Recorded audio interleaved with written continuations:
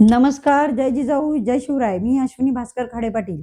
मी एक पोस्ट केली होती, की सावित्रीबाईचं नाव घेऊन स्वतःला स्वयंघोषित म्हणणाऱ्या राजकीय नेत्या सौ रुपालीताई चाकणकर यांच्या मुलाने किंवा आणखी काही त्यांचे परिवारातील लोकांनी मिळून आणि दुसरे काही पार्टनर अशा लोकांनी मिळून पब आणि बार चालू केलेला आहे.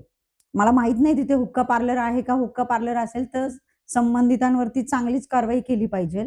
पण ही पोस्ट ज्यावेळेस मी टाकली त्यावेळेस 1-2 लोकांनी, खूप नाही, बाकीच्या सगळ्या कमेंट तर तुम्ही वाचाच. पण 1-2 लोकांनी अशी कमेंट केली, की "तुम्हाला काय करायचंय? तुम्ही पण तुमच्या मुलांना हे टाकून द्या."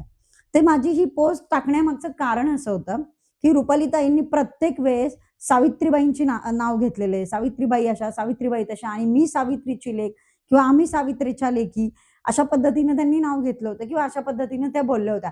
मला असं म्हणायचं की आम्ही ज्यावेळेस छत्रपती शिवाजी महाराज वाचतो, त्यावेळेस आम्ही छत्रपती शिवाजी महाराज आमच्या आचरणात आणतो. आम्ही जेव्हा बाबासाहेब आंबेडकर वाचतो, तेव्हा आम्ही बाबासाहेब आंबेडकर आमच्या आचरणात आणतो आणि जेव्हा आम्ही सावित्रीबाई वाचतो, त्याही आम्ही आमच्या आचरणामध्ये आणतो.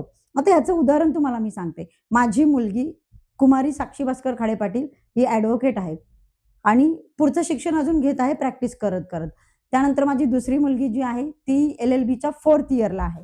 त्यानंतर माझ्या घरातील जी काही मुलं आहेत, त्याच्यामध्ये एक डॉक्टर आहे, इंजिनियर आहे, पोलीस आहे, प्राध्यापक आहे, आमचे जावई प्रोफेसर आहेत. त्यानंतर माझी स्वतःची MPSC, UPSC आणि पोलीस प्रशिक्षण केंद्र अकॅडमी आहे. ज्याची संचालिका मी आहे, पण माझा पुतण्या चालवतो.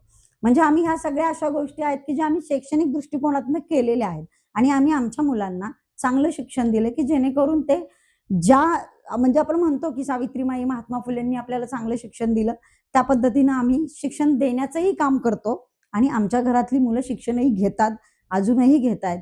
कोणी UPSCची तयारी करतंय, कोणी MPSCची तयारी करतंय. अशा पद्धतीनं आमच्याकडे ह्या सगळ्या गोष्टी आहेत. मग मला सांगायचं तात्पर्य एवढंच आहे, की ज्या गोष्टीवर आपण मोठं होतो किंवा ज्या गोष्टी आपण बोलतो, फुले, शाहू, आंबेडकरांचा विचार आपण मांडतो. पण हा विचार मांडत असताना आपल्या आचरणामध्येही फुले, शाहू, आंबेडकर हवेत.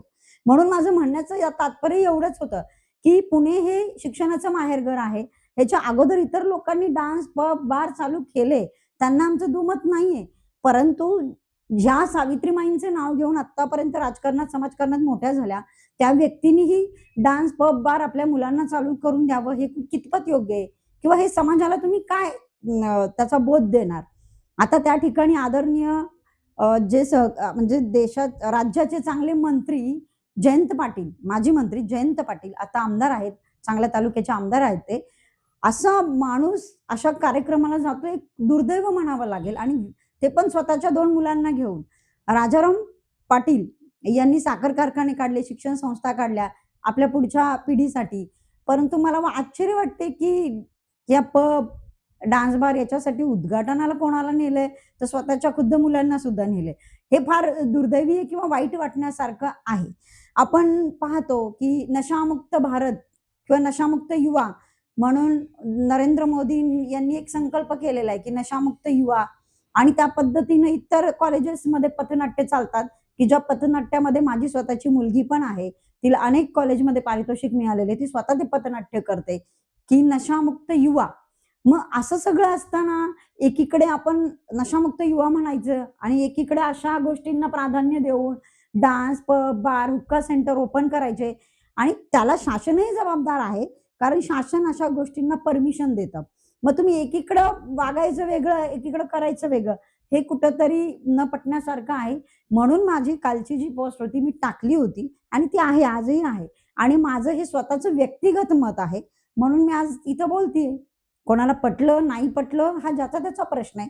पण युवा पिढीच्या दृष्टिकोनातनं मला जे वाटलं ते मी बोलले.